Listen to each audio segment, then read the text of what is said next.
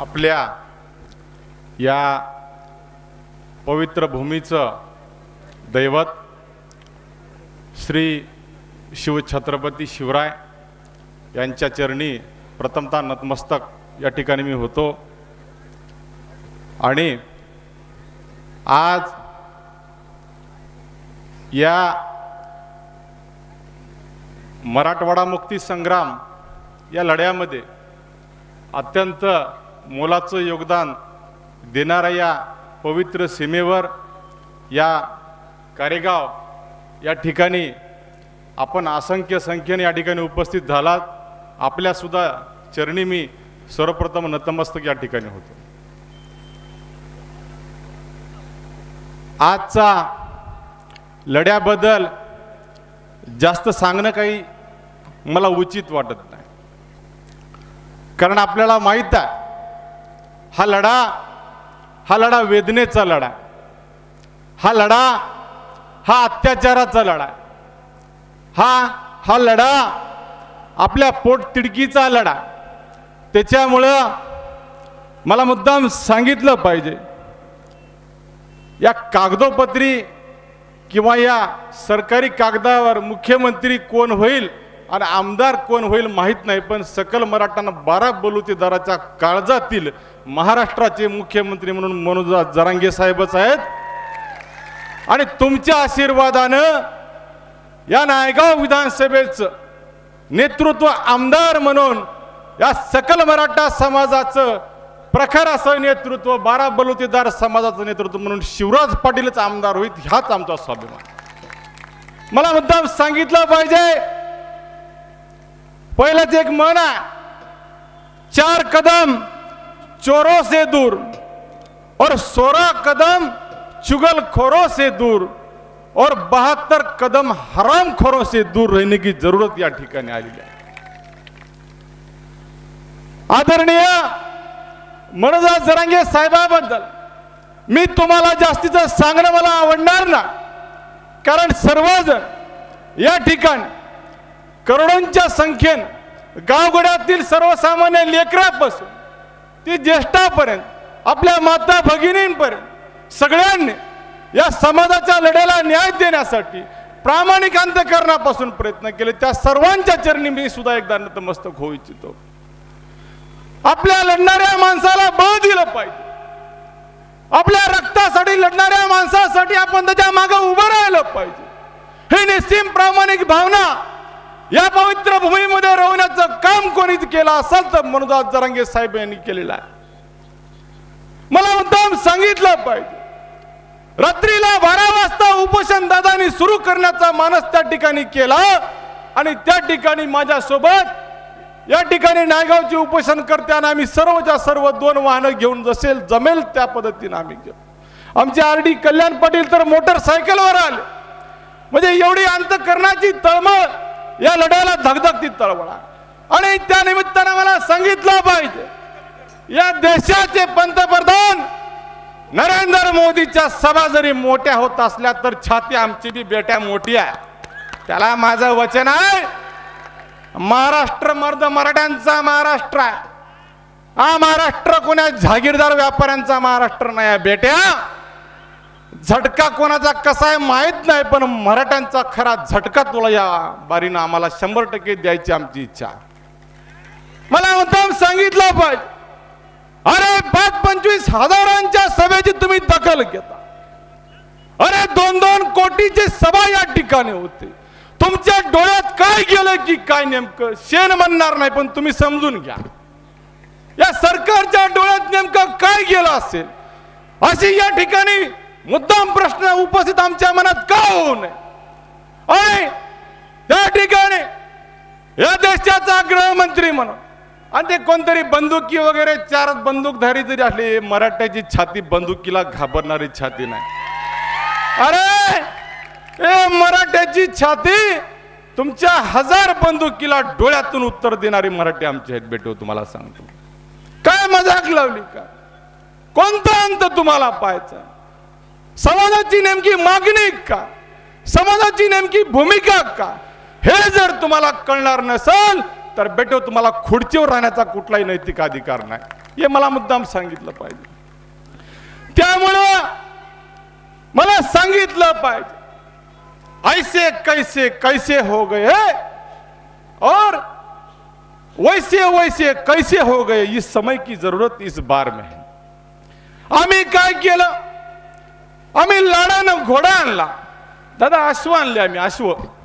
आम्हाला वाटलं आता हा घोडा आम्ही खरेदी केलाय, काहीतरी त्याग केलाय आणि या घोड्याला खाऊ पिऊ घातलं.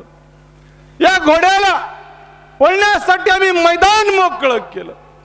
सत्तेची झालर जरी त्यांच्या ढोंगराखाली असेल तर त्याची वेदना गोरगरीब मराठ्याच्या बेटे हो, हे कोणी विसरू नका. कारण मला सांगितलं पाहिजे या देशामध्ये 2012ला अण्णा हजारेंच्या आंदोलनाचं देशात सर्वात मोठं श्रेय आहे सरकार बदलासाठी. यासाठी अण्णा हजारेंसाठी सुद्धा टाळ्या झाल्या पाहिजे. कारण नायगावमध्ये मी कॅन्डल मार्च काढली होती, देश बदलाची चाहूल त्या ठिकाणी लागली होती आणि त्यामुळं हे आताचं आंदोलन आपल्या सकल मराठा समाजापुरतं मर्यादित राहिलेलं नाही आहे, तर ही देश परिवर्तनाची नांदी या ठिकाणी आहे. तर आपल्याला गर्व आपल्याला असला पाहिजे भावांनो, तुम्हाला सांगतो. त्यामुळं या चेपेंडी सरकारचं करायचं काय. आता चेपेंडी म्हणजे तुम्ही समजू शकता तेलंगणा जवळ आहे थोडीशी. या चेपेंडी सरकारचं आपल्याला चेपेंडी करायचं. आता तुम्ही म्हणाल या ठिकाणी सुपडा साप. आता दिवाळी झाली आणि दिवाळी झाल्याच्या नंतर आपण घराचा कलर लावत असताना पांढरा कलर लावतो बघा. पांढरा कलर बी ठेवायचा नाही, पण पहिलं पांढरा कलर लावतो, नंतर त्याच्यावर आवडीचा कलर आपल्याला बसवायचा आहे. माझ्या शब्दाकडे ध्यान ठेवा मी काय म्हणाल. त्याच्यामुळं आता सुपडा साप म्हणजे फक्त पांढरं आपल्याला काय करायचं आहे, पांढरं करायचं आहे. आणि जर त्याची वटणीवर कोणी येईना गेला त्याच्यावर बी कलर दुसरा थर आहे. ते आदेश आपला सुप्रीम कोर्ट म्हणून जरांगी साहेब आहेत.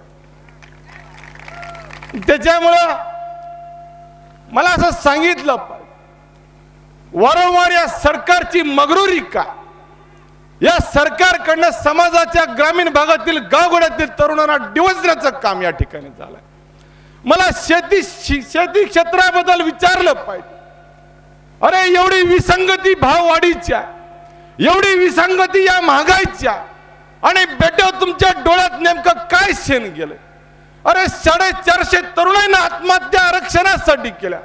हजारो तरुण, हजारो शेतकरी या महाराष्ट्राच्या पवित्र मातीमध्ये, ज्या मातीमध्ये त्या मोपलवार सारखा हरामखोर 1000 कोटी रुपये छापला, त्याच्या गांडी खाली ठेवून तुम्ही त्याला अजून परत तुम्ही प्रतिनिधित्व देता आणि त्या सरकारमध्ये तुम्ही त्याला सामावून घेता. अधिकाऱ्यांना वेगवेगळा भ्रष्टाचार करण्यासाठी मोकळं रान हे देवेंद्रने केलेला आहे, असा माझा स्पष्ट असा आरोप या ठिकाणी या निमित्तानं करतो. कोणी सांगत असेल पैसे कोणी घेत नाही काय नाही, हे सगळं सर्रास खोटा. आणि बेटे असला फुगिरीचा विकास तुमच्या जवळ ठेवा. आम्हाला आमचं मरण जवळ करायचं नाही, आमच्या पिढीचं आम्हाला कल्याण करायचं आहे असं बजावून सांगणारे आम्हाला मनोदास जरांगीत आम्हाला प्रिय आहेत या ठिकाणी मला मुद्दाम सांगितलं पाहिजे. त्याच्यामुळं आमच्या कल्याणाची सोय जर कुठं असेल तर ते फक्त पवित्र भूमी आंतरवाली सराटी या ठिकाणी आहे भावांनो. कमी अधिक काही मतभेद असतील, बिलकुल माफी मागून बिलकुल त्या गोष्टीला आपण कुठलाच इलाज किंवा कुठल्याच ममत्व भावनेची त्याच्यामध्ये आपण ठेवू नका. जबाबदारी मोठी आहे, अखंड राज्याची त्या ठिकाणी जबाबदारी आहे आणि त्या आदेशाचं पालन करणं. इथल्या गोरगरीब कष्टकरी समाजासाठी तो माणूस आपल्या हक्कासाठी लढत आहे, आपल्या मुलाबाळांसाठी लढत आहे, आपल्या शेतकऱ्यांच्या कल्याणासाठी लढत आहे. त्या लढ्याला आपण खंबीर अशी साथ तुम्ही द्याल अशी मी या कारेगावच्या पवित्र भूमीमध्ये सुपडा साहेब या सभेच्या निमित्तानं तुम्हाला मी नम्रतेची अशी हात जोडून विनंती करतो.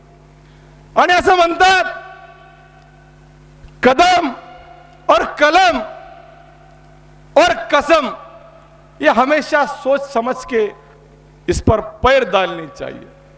आणि हे हरामखोर असे आहेत की तिन्ही गडबड करून टाकली, सगळी चेपेंडी करून टाकली. त्याच्यामुळं आता वारनेस मारायचं काम आहे पांढरं पहिलं सुपडा साफ करून घेऊ, त्याच्यावर मग आता तुमच्या अधिकारानं त्याच्यावर कोणता कलर मारायचा आणि काय करायचं आहे ते सगळा आदेश तुमचा असणार आहे। मला मुद्दाम थोडंसं प्रशासनाबद्दल सांगितलं पाहिजे। एक अवघ्या अर्ध्या मिनिटाचा तुमचा वेळ घेतो, भरपूर या ठिकाणी बोलणार आहे। ज्या पद्धतीने जो काही लढा आपला न्यायासाठी लढत होता, आपण वारंवार त्यांना सहकार्य केलं। बेट्यावर तुम्हाला सांगतो, सरकार कोणाचं आहे, कोणाला कुठं बसवायचं या खुर्चीकडे बघू नका, पण या महाराष्ट्रात कोणाला कुठं बसवून कोणाला कुठं आपटायचं आहे ते मराठ्याच्या हातात आहे बरं का।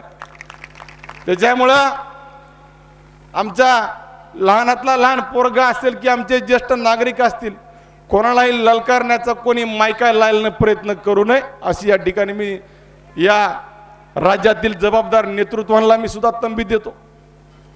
कारण भले मताचं राजकारण या ठिकाणी अपेक्षित आहे, या ठिकाणी रोषाचं राजकारण अपेक्षित आहे आणि अत्यंत भावनिक आणि अत्यंत खेदजनक मला सांगावं असं वाटेल की अत्यंत अन्यायग्रस्त या सरकारचं धोरण आहे।